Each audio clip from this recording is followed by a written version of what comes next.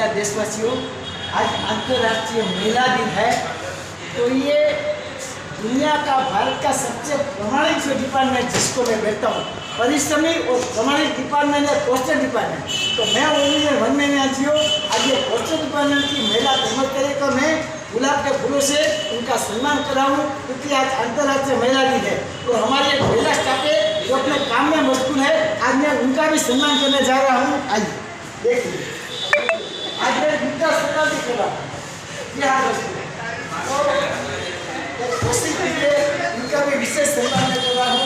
और आप हर महिला का सम्मान कीजिए, बेटी हो, बहन हो, अपनी भाभी हो, चाची हो, मामी हो, माता हो, दादी हो, सास हो, सबका सम्मान कीजिए, उनको इज्जत कीजिए। महिला के लिए एक दिन नहीं होता, सारा दिन महिलाओं के लिए होता है। महिला है तो पूरी दुनिया खुश है। तो भारतीय नारी आखिरी दुनिया में सौથી सारी। महिला दिन शुभकामना। जय हिंद।